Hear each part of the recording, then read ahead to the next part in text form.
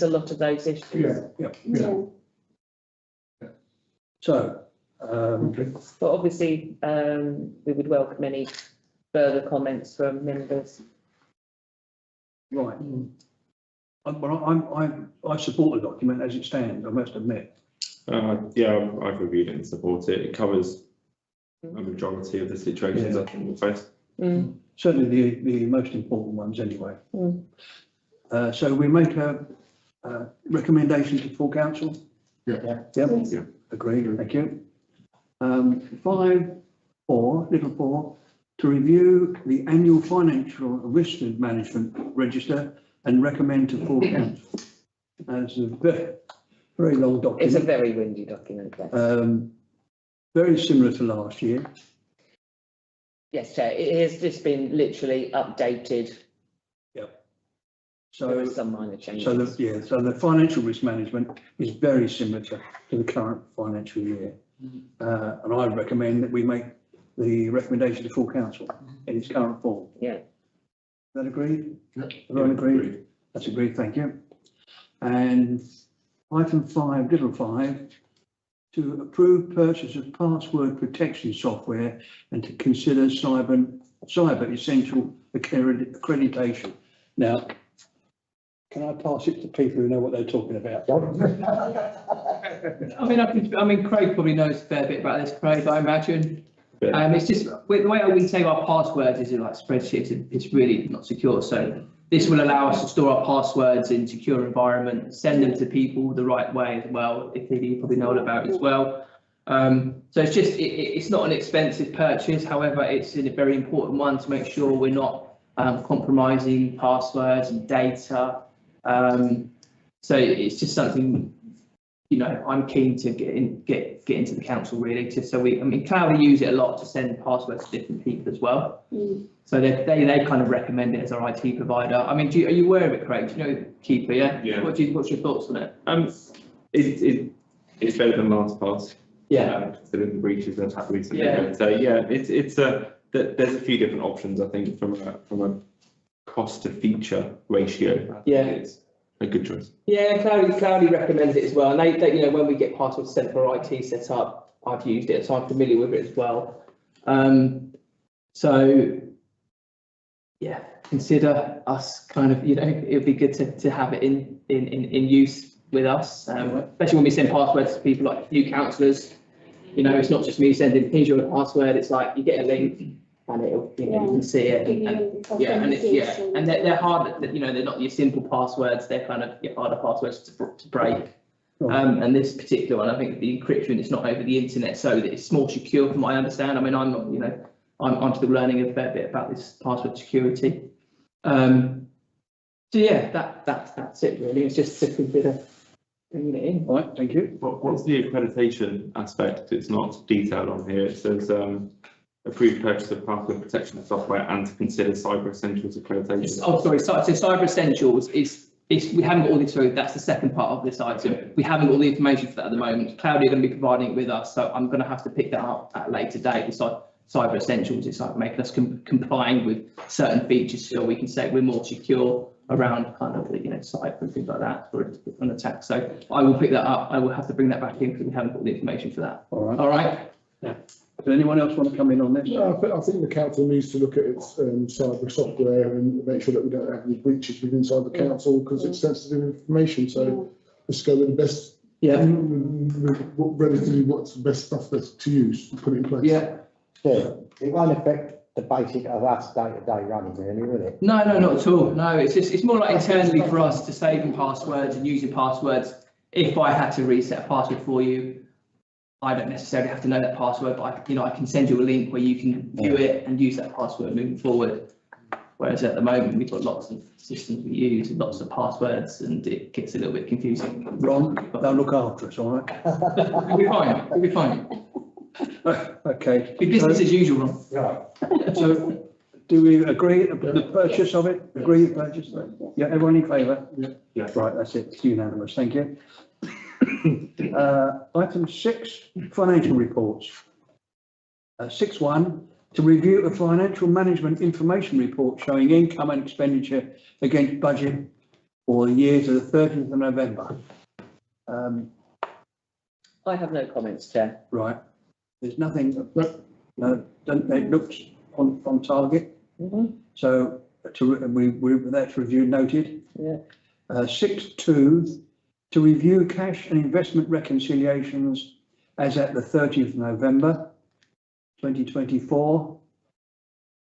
No particular comment, just to say that members of the Finance Committee are signing them off on a monthly basis, so. Yep. Which I'm very happy Is that the with. lot I did last time? Yes, you've done some, I know, councillor Haynes done some as well, so. Thank you, Ron. 6.3, to review the council's balance sheet as at the 30th of November 2024. Looks healthy. Yeah. At the moment. Right, so that's noted. 6.4, to note correspondence from the CCLA Investment Fund. Yeah, Chair, this is just some information we've had in terms of how they manage our savings. It's just some new regulations from the FCA and how they're implementing that is to do with sustainability disposal requirements. 6.5, to review the interim internal audit report for 24-25 and recommend to full council for approval. Well, it's extremely healthy report. Yeah. And for that, we've got to thank the officers. Because without that, we don't go anywhere. Yeah. So Alison, John, and the rest remaining staff, thank you very much indeed for that. Sorry? Do we need to recommend? Yeah. Yeah. So we're going to recommend to full council, yes? Yeah. Okay, thank you. And 6, to ratify a list of payments made or due to be made to the 31st of December 2024. You happy with that? Yeah. Okay, thank you. So that's agreed? Yeah. Thank you. Right, 7. To note the outcome of any tender processes completed since the last meeting of the council. The tendering process for the refurbishment of Albert Street's toilets has been completed after tender evaluation by both officers and members. The contract has been awarded to Inspired Washrooms Limited at a cost of £47,800 plus VAT. The work to refurbish the public toilets has been scheduled to start on the 27th of February 2025, not 24. Oh, I do apologise, yeah. And will take up to 3 weeks to complete. Options for temporary toilets for use during the period are being explored. To note, because that item reappears in item 8. No, that has been removed from agenda item 8, yeah.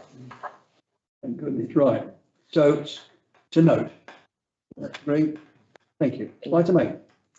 Can I just bring to your attention, obviously, the report with regard to the premises does contain some commercially sensitive information. So can I suggest that be dealt with last? And we exclude the public. From that. So we'll leave that. Is that agreed? Item 8, leave it. Yeah, thank you. Item 9. To review the most recent draft budget for the financial year 24-25 and to make recommendations to full council, making any recommendations to full council. 1, to agree a draft budget to be recommended to full council on Tuesday the 14th of January 2025. 2, to consider the projected year and financial position for 24-25 and taking this into account to recommend the precept for 2025-26. Right. I'm just sharing a document.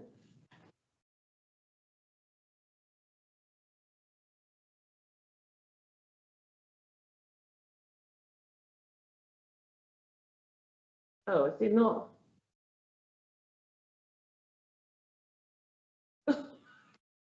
You should be able to do that on the laptop. Yeah, What do you want to share the documents the document it's that's the on budget. It's the the, line? Okay, I can do that. yeah.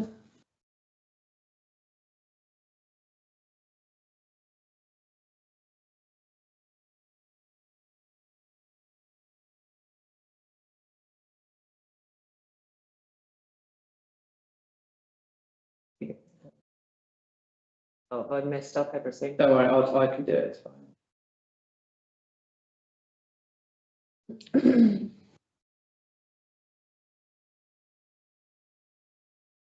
There you go. Yeah.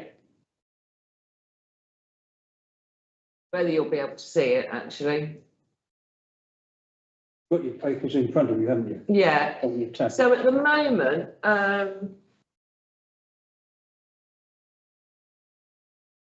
yeah, so the main thing, obviously, as we previously mentioned, I think the first thing we need to discuss as members is obviously the approach from the community larder in terms of the funding for next year. Obviously, we had a funding agreement with them, which ends in March 2025, whereby we funded 13k a year. Now, in the budget currently for next year, from 1st of April, we only have an amount in of 6,500. Obviously, the community larder have approached us to increase that once again to 13k. It's a question of whether members would like me to reflect that in the budget. Right. You've got your supplementary, everyone. Now the request, you can see that there is a deficit predicted for next year of just over £11,000, and the larder has requested that they maintain the same level that we've been supporting at £13,000. After some discussion, I think we need to decide how we're going to pursue this. No, that's a question. Go on in. If we've been given 13,000 a year for 3 years, why is it in the budget for only 6,000? If you, This is a point in all the committees that has been put in there. We waited for feedback from members, but obviously Catherine Butt has taken the initiative and specifically said, no, we really do need 13k. Yeah. I was awaiting feedback from members in several of the previous committee meetings, but no one had.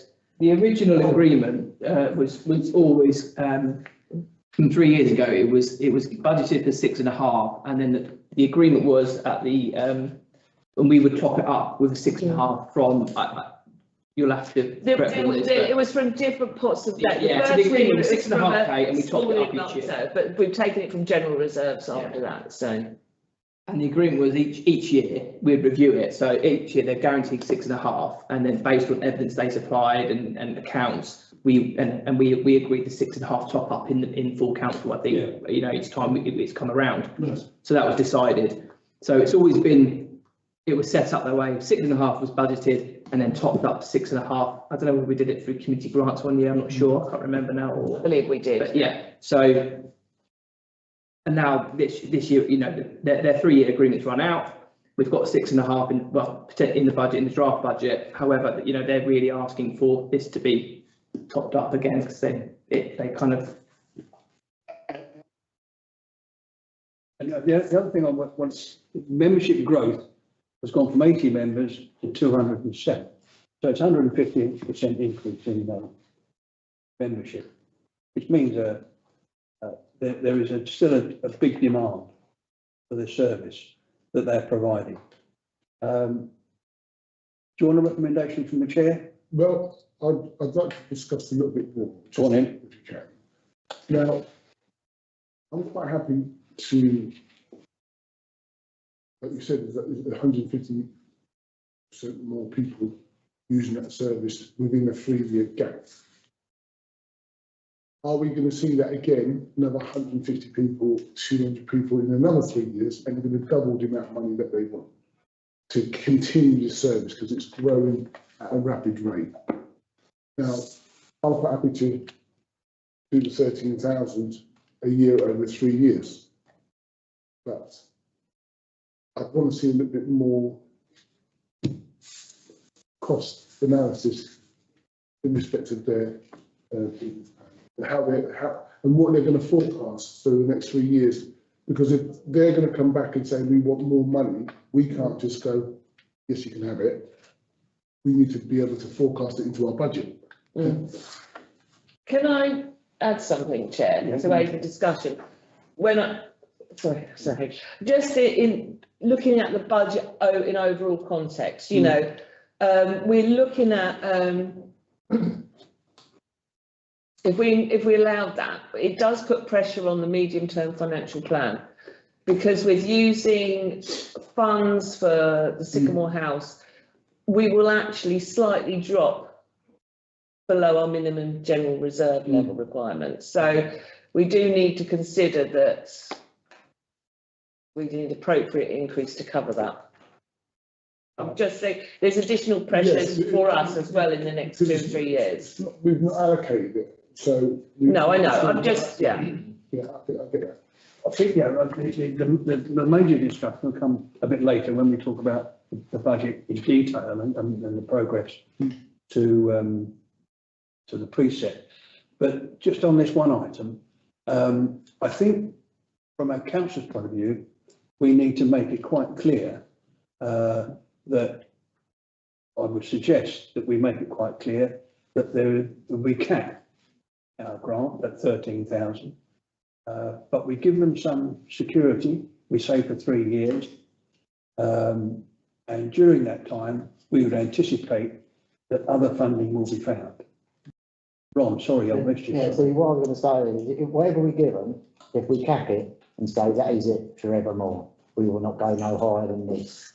So from after, we've got it for 3 years, 4 years, 5 years, that is the best you'll ever get from us. So then you've got to try bringing stuff in yourself. That might make them start moving within the 3 years before anything gets even worse. But once you say, well, you can have it for this year, then they come back, oh, well, and once you tell them that is it, end of the line, that's the cap, and that's it. I think the other thing, Ron, supporting what you're saying is that these food banks started off because of the increase in the cost of living that occurred. Hopefully is the financial functions for out of the country.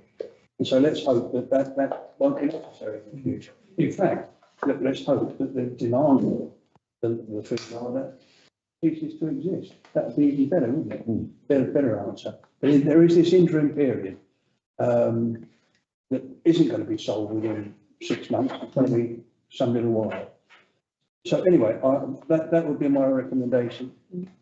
That my proposal would be that we would cap it at £13,000 for 3 years, and during that period we would expect that the food larder would try for further replacement funding. Is there a second for that? I'd like to add a little bit. Amendment? Go on in.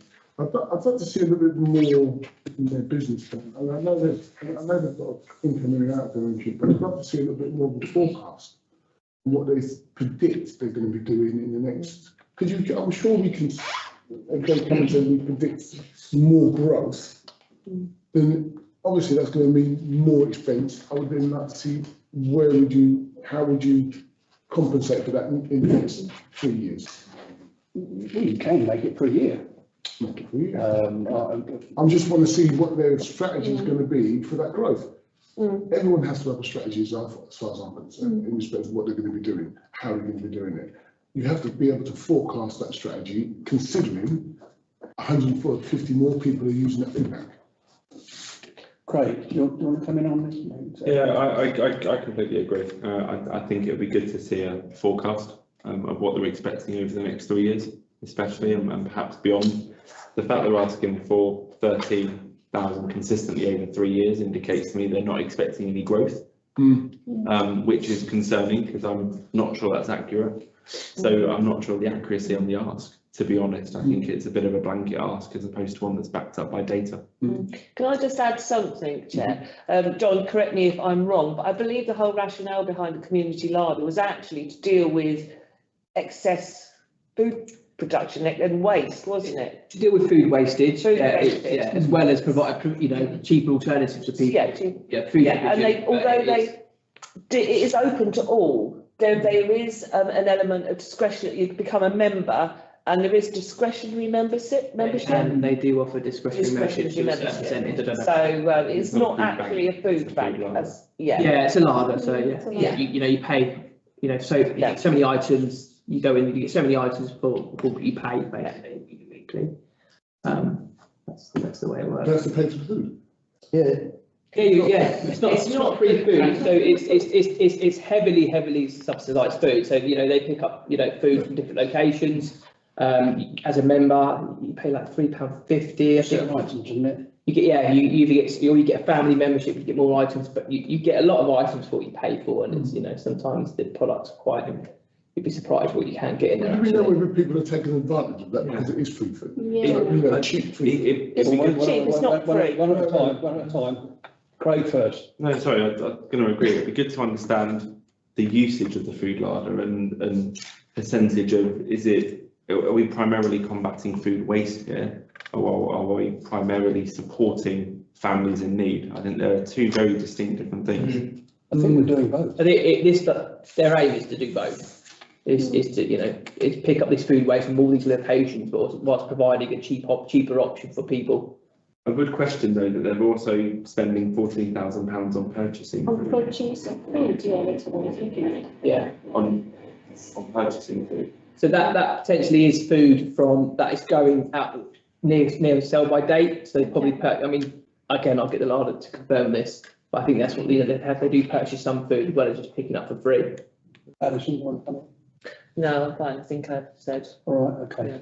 I just want to say, if it's necessary to get some clarity on what they have mentioned as their, and yeah, I would say instead of going in for 3 years, just pass them maybe a year and watch how the strategy, get some more insight on the information of what they're doing, and then decide and tell them we'd like to place ourselves because we would like to see how it moves and we need some more information.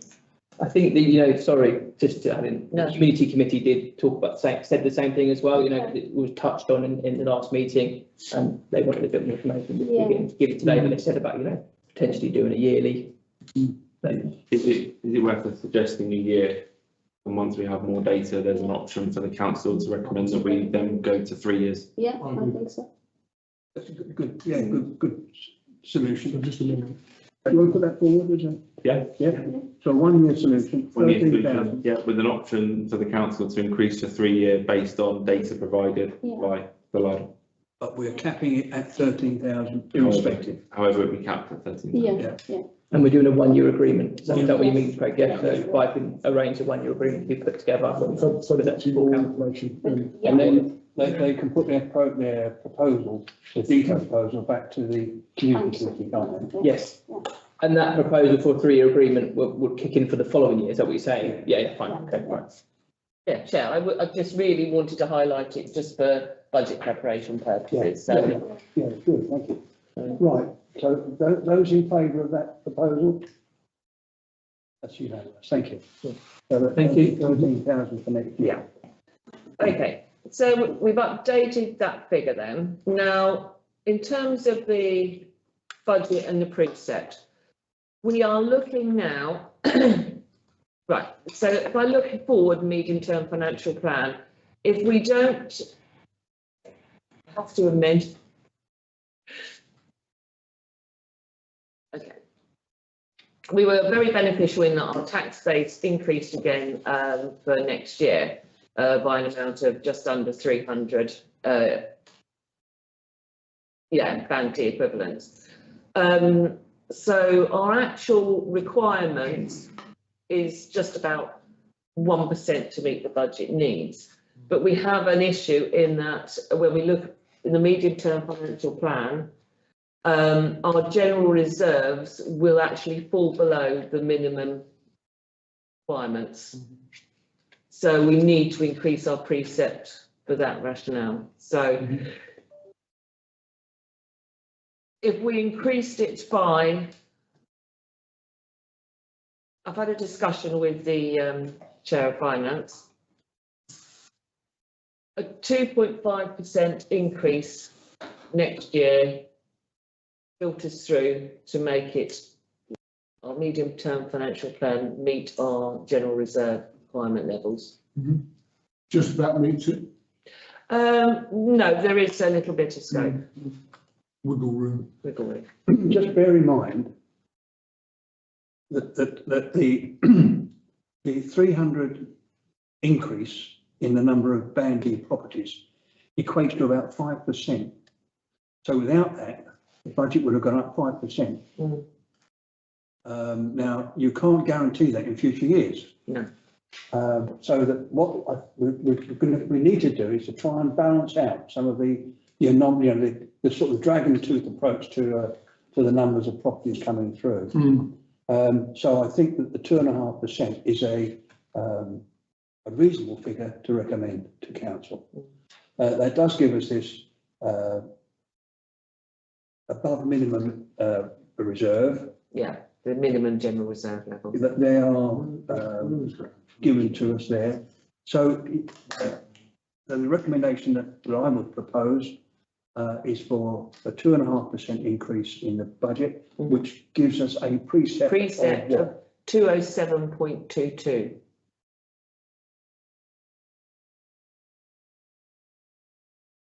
Or 2025. 26. Yeah. Right.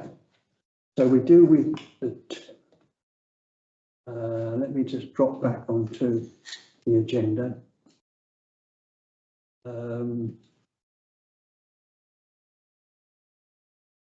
Right. So we've got the. So we agree the draft budget as amended by the £13,000? That's the only other amendment that we're making. So, I mean, 2.5% only just gives us just over the threshold of our general reserves. But why are we not? Because I mean, we've got more things going to be going on in the future. We've got to plan for that, plan for the increases now, if you know what I mean. So why are we putting up another sort of 0.5% to 3%? Is that not? I think you can do that, but the point, I think that you've got to be aware, or we need to be aware of just how much balance we're going to achieve at the end of each financial year. Well, every year we underspend by some considerable amount. And this year will be no different. We're not going to underspend this year. Yeah. But sorry, I'm not stopping you, Chair, but we also know that we've got Sycamore Hall that we're going to spend a shed load of money on. Yeah. We've got all these building works to do. We've still got grass cutting services. We've still got to maintain all of our buildings. We've still got to maintain all of our. We've still got loads of stuff that we know we're going to be doing. So then that deficit will be wiped away in a flash. Well, and we'll be sitting on our general reserves. All those things that you mentioned are built into the budget. Built in, yeah. With all those increases on our maintenance and landscaping and so on, they're all built in to that base figure. So I'm not concerned with that. Are we happy to be just our general reserves? Well, the reason I'm suggesting it is that legally, we've got to keep above the minimum reserve, which we're now planning to do with the 2.5%. But recognising that we are taking money out of people's pockets, and if we are finishing up with a surplus every year, then I think there must be a limit to how much we can take, and we can program.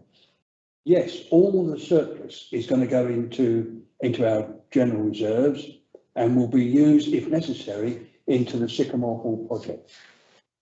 I know we're getting loans and grants and so on for the construction works, but we're not getting money for the fitting out, which could be quite expensive. And that's where our reserves come in, Richard. You're absolutely right. But I think that we have the reserves, and hopefully the excuse me, the surplus from this year will go towards that as well. So I'm happy with 2.5%, or I'm happy to recommend it if you support it. If you don't, we'll come up with a different figure. In terms of the future, you know, there is always potentially non-statutory services that we could review and reduce the level of funding. If we had to. If we had to. I'm just thinking of people asking for money that we haven't. Like the food bar, and we capped it, but it's still an arc, isn't it? It's double what. Nobody can come out of the woodwork and ask us for more money that will then. It's a bone that comes flying out of the cupboard that we're not ready for, and it's going to impact on the council somewhere along the line. Well, That's what our reserves are there for, that we can distance that. our two committees have got to be aware that they can't keep on diving into reserves in the future. They've got to balance their own budget. So if they overspend on something, they've got to borrow it from another heading. Well, that's the whole point of one of the points of the budget. Well, I made a proposal of 2.5% to give it to balance the budget, to give us that budget. So is the budget, I recommend the budget to you.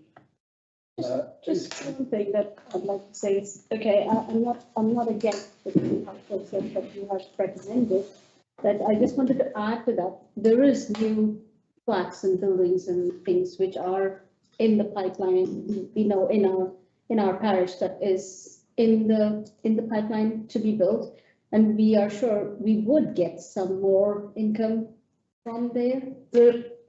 So I butt in, Chair. You know, in terms of, it's a kind of, when I say bandy equivalents and the tax base, it's a calculated, it's not actually the number of buildings. There's lots of different elements that make up that figure. Indeed, collection rates reflect on that. So if we went through an additional period of hardship, our tax base could in theory reduce, even though we physically got more properties. So it's... We have over, we have over 8,500 properties, but the tax equivalent is only just over 6,000. And that's because a band D, you pay the precept that we require. Any A, B, C pays less than E, F, G, H and I pay substantially more, which we haven't got many of. And I know the last calculation I saw, we were the second poorest in terms of band properties in Milton Keynes, the lowest being equivalent. So that's what hits us when we do our precept. Hence the figure I'm suggesting. And also we do lose our probably our deprivation grant next year as well. Not 25, 26, I think about 26, 27. It's been reduced by nearly half the next financial year, and it will probably go the following year. And we've got a big parish, and it's mostly businesses that we don't get no account. Right. We get nothing from shops at all, do we? Sorry? We get nothing from shops, businesses, nothing like that. Nothing from industry and retail, nothing. Everything we get is domestic. Right, can I have a second to the proposal?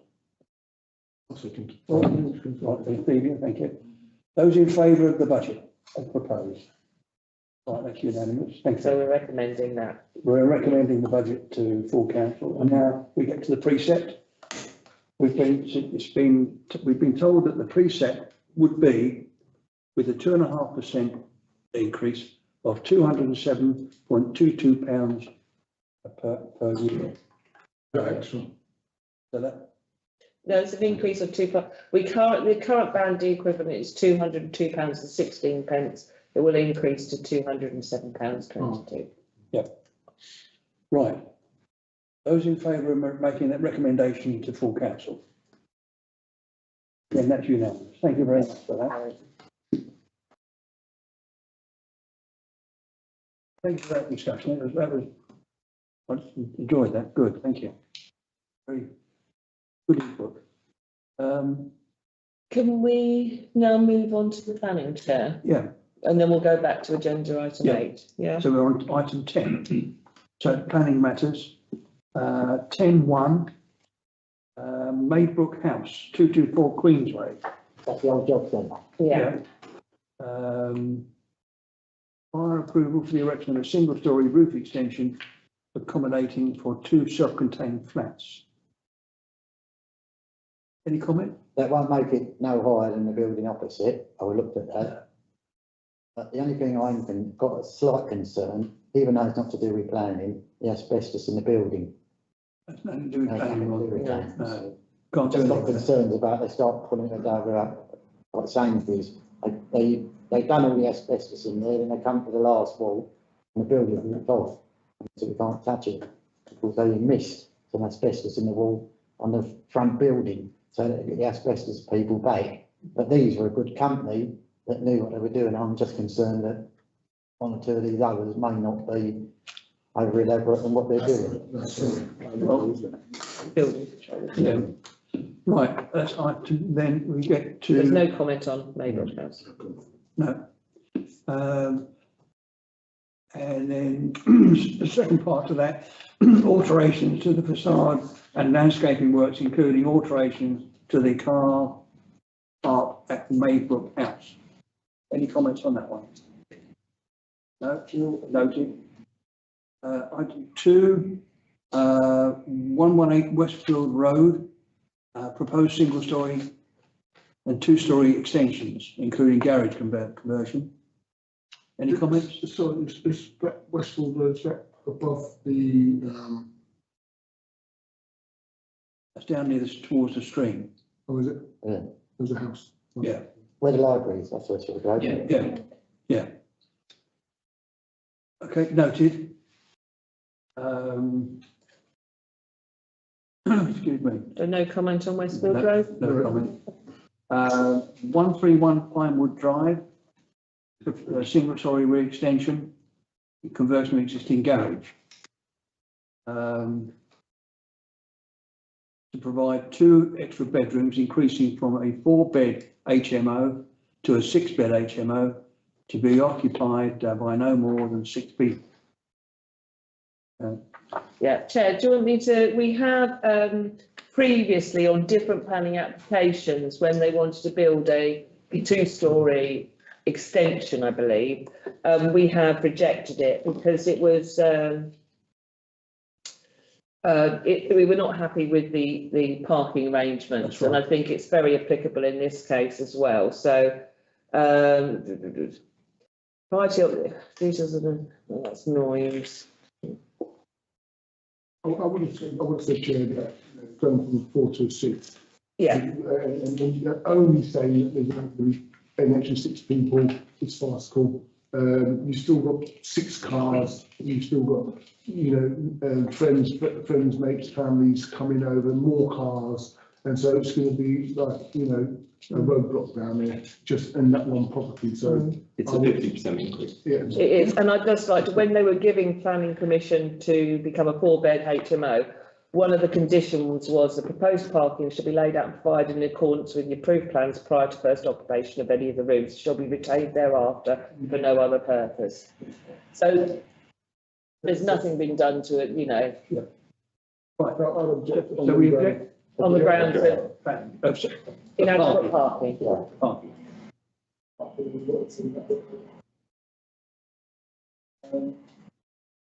Item 4, land off Duke's Drive, erection of micro energy storage facility. No comment? No, right. 5, 66 Longship Drive, use of a dwelling house as a home for up to 3 young people with care provided 24 hours a day by up to 1 number care staff and manager during the day and 1 staff overnight. Any comment? Where is that? It's just new. Oh, no, Leeds. Longships, that's down this end, isn't it? It's like I think, Chair, I think it's like a safe house for young children. And I think they would have, these are really vulnerable children, and they've got a heavy security presence inside there, plus the carers. So I think that's what they're talking about. But some of them can be very challenging, you know what I mean? So, And they've got 24-hour supervision. yeah, these are challenging pictures. I'm not sure, I'm not sure whether anybody living next door to the house is not to approve. I'm not too sure, I'm not too sure. But what planning ground can you object to it? You can't. Well, It's not, it's, is it still residential? it's residential, but it could be the antisocial behaviour that could derive from the type of people that are maybe going to that property. Because it can be challenging. I don't think that's a planning application, planning objection. though. You might come under victimisation, discrimination if you start putting things in like that. I'm just Yeah, highlighting what the type of property. I'm just trying to say that this is over a ground plus 1 and 2 story building. So if it's supposed to be like a care home for susceptible living children, wouldn't that be a bit risky to have people in the high floors? And with one person, that's what they said, right? A single person during the night and a single, because they've got like multiple elevations. They've got a ground plus first and second. I'm confused by the plans. I'm just trying to. Yeah, I'm planning. 3 young people. 19 years old. Yeah, and they did mention that, One of the stock managers. Yeah, so it- Okay.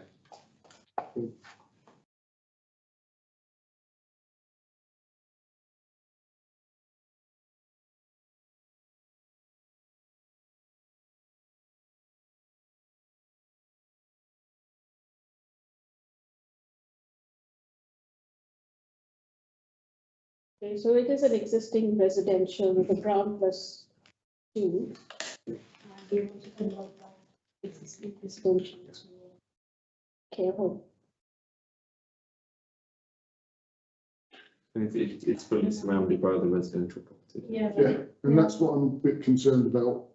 You know, if you turn a residential house into what is a young, vulnerable 19-year-old, I'm not saying about anything, but you're going to basically put something that's very challenging next to residential people that may not know what's going on in that house, but will be impacted by noise and stuff like that. And whatever is going to go on in there, it's a challenging situation.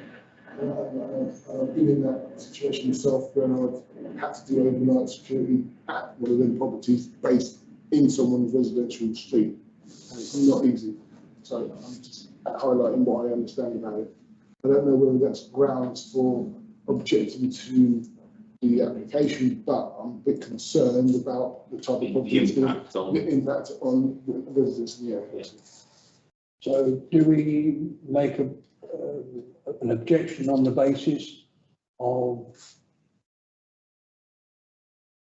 I don't know what the objection would be, but I'm just a bit concerned about The impact on neighbours to the proposal. But you don't know it's going to have an impact. Yeah, can I play devil's advocate? Please do. Look at, you know, you could have a particularly noisy family living next door to them who might be disturbing the vulnerable young adults. Oh, we've had that. Right. Well, I can't think of a planning objection. No. So I think we note the application. No comment. No comment. No comments. 20 Vicarage Road, single story rear pitched roof extension. Summer house, rear outbuilding, drop curb and widened vehicle access. And alterations to the front. No comment?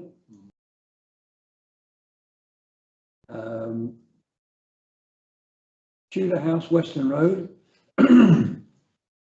Change of use of existing annex to create a new dwelling house. There you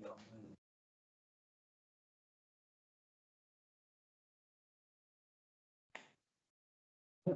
Last time, it's got a resubmission. It was to do with light, the impact of light, but I think they've rejigged the plans.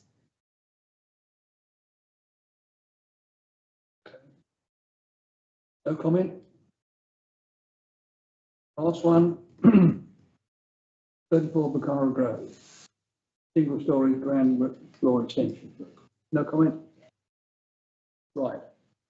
So with that, we go back to item 8. So we're now going into Yeah, confidential. yeah. End the stream now, yeah, 'cause that's the last item, so we can end the stream on here. You happy with that?